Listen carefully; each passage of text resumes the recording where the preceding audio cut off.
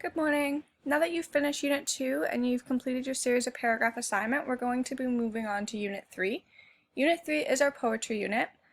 For some students, poetry can be a little bit stressful. They worry that it's going to be super old school. We're going to study lots of Shakespeare. You're going to have to know how to write specific types of poems and know how to do sonnets, but that's not what we're going to be doing here. So I'll ask you just to approach it with an open mind, and I'm really hoping that just with a couple of things that we study here, you'll have a positive relationship with poetry and your perspective on it, okay? So we'll start with our unit overview. So this unit involves the study of a variety of forms of poetry as well as their historical origins. This is something that will be kind of covered more in the last lesson, very briefly. You will examine the technical components of poetry, including structure, form, poetic devices, and poetic voice, and you will also study the art of storytelling. The devices and the structure and components of poetry, again, will be covered a little bit more in the last lesson about the historical origins, because that's when we kind of talk a bit about Shakespeare. But we're not going to go too into depth with all of this. If this was a U-level course and you were possibly taking English in university, we would have to do a lot more with it. But we're just using poetry as a way of expressing ourselves right now. Poetry can be really, really important in terms of inspiring creative thinking, letting people free write and express their emotions is a good outlet for lots of people as well. And poetry can help you to increase your vocabulary and hone in on some of your English skills too. So the first thing we're going to do is free verse. So you're going to learn how to write a free verse poem using two different methods. So both of the methods will be shown in the lesson, and I'll go through them with you, and then you can create your own free verse poem for the assignment for this. So you're going to draw upon memories. You're going to be asked to use some sort of organizer, a web picture, a word list, or something to organize and create a free verse poem. So, a free verse poem is poetry of any line length and any placement on the page with no fixed metrical pattern. And this just means that there's no specific rhyming scheme, there's no specific rhythm, nothing really that we need to follow. You kind of get to do what you like with it. So there's a couple of sites here that will give you some advice on how to write a free verse poem, and also some samples and examples. You can peruse these a little bit on your own if you'd like. I do think that this lesson goes over the strategies of how you can write a free verse poem, especially for the purposes of this assignment, pretty well. And if you're not looking to sort of explore poetry on your own, you might find that this goes a little bit more in depth than what you're looking for. But if you do get stuck, it's a good resource to have. So there's a couple of examples of free verse poetry, and it just goes through step by step where you get started. So what subject you're going to be writing on, choosing kind of like a theme or a topic to cover, some keywords that come to mind when you think of that subject that you might want to use. I often recommend words that kind of give a lot of imagery and create a good visual for people. You'll have to create a first draft of your poem, read it over. So even though it's a free write poem, you still might read it over and decide to add things here or there, take words out, move things around, and having somebody else look it over before you're done. So there's also a couple of samples if you open this website as well, and some of these samples are referenced in this link too, but just for the ease of having access to them, you could read a couple of them here if you'd like. And you can really see when you read through them that some of them will have a rhyming word here or there and seem to have a flow, and maybe when you read it you feel like it has a specific rhythm, but everybody's going to kind of read it a little bit differently. It kind of reminds me of a song sometimes. When you hear a song that doesn't have a chorus that rhymes or anything like that, sometimes that can be structured very similar to a free verse poem. So here's some examples here if you want to take some time to look over those. Okay? So, we're going to start with a very easy exercise in free verse. And so for this example right here, what's happening is we found a well-written article in the newspaper. Sometimes when you read something in a newspaper, you can notice that certain authors and journalists have a specific voice when they write. And that just means that maybe they have a specific flow in their writing already. Maybe when you read their work, you find, oh, like that sounds really nice, that sounds really poetic, or that was really well written and really pulled at my heartstrings. Whereas other people might write and it's just a little bit more just kind of blunt and to the point. And those ones might not be as good of examples to do for this activity, but so try and see if you can find an article, and you don't have to do it right this second. It's going to be for your assignment, but just to kind of give you an idea of where we're headed. So below, there's a newspaper article that was converted into a free verse. So obviously, they didn't take the entire article.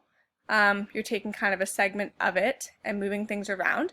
So there's no right or wrong way to do this. You're the poet, so you make the decisions. And this expert is from the end of an article called How a Bad Day Turned So Much Worse, from 2006. So, as for Lieutenant Corby, he tried to get out of his scheduled leave and wasn't allowed to, and met his fiancée in Thailand, where he says the young woman put him back together. Asked if he ever cried, his young face almost crumbles. If I got my head turned and I'm not talking, he says, trying not to turn his head, maybe I've got a few tears rolling. So maybe I'm not the best at dictating or narrating a poem, but I think when you read the words and when you hear the words, you can kind of see that this does really read sort of like a poem. And had you not known that it came from an article, you might not have known that this was just written in a newspaper article. So this is sort of something that you're going to be doing for your assignment, so just keep this in mind, okay? Dun, dun, dun. William Wordsworth is a famous 19th century British poet. He believed that poetry is inspired by powerful emotions, and these powerful emotions may be the result of seeing something that is awesome, like a mountain range, or they may be the result of a particularly powerful emotional experience. He believed that it is the recollection of this powerful feeling when we are in a tranquil state of mind that inspires poetry. Many poems tell stories. They reflect back to a memory, which evokes easily recalled details and stimulates an emotional response.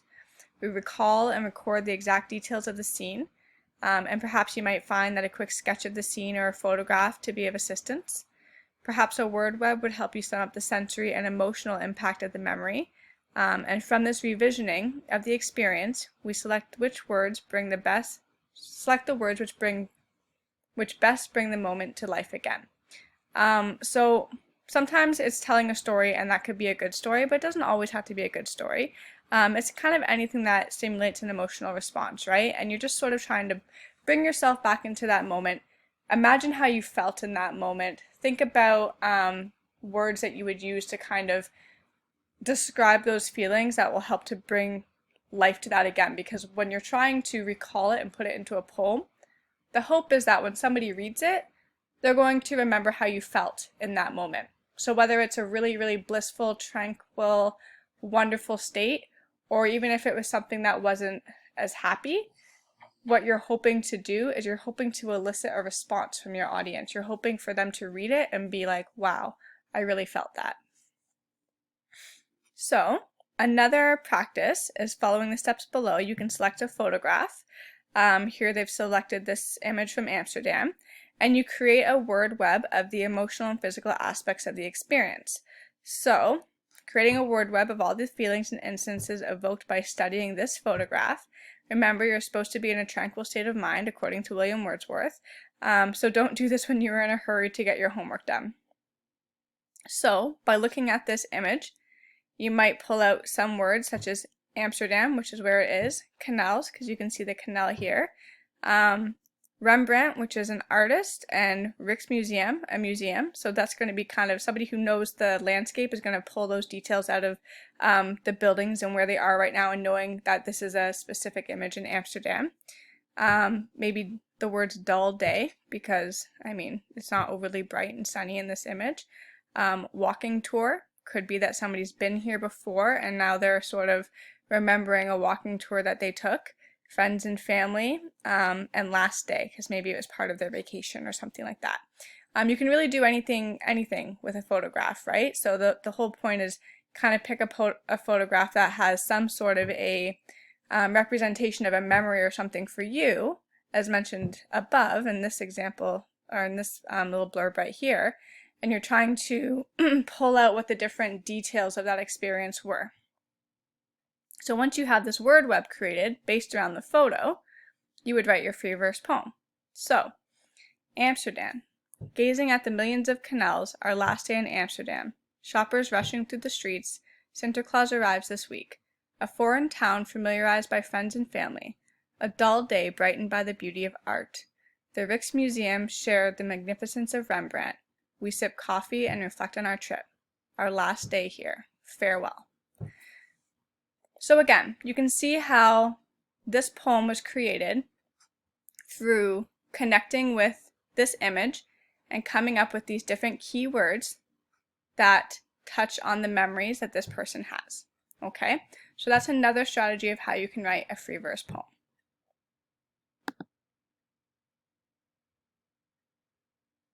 So for this assignment, you're going to select a newspaper article and convert it into a free verse poem like the one we saw above.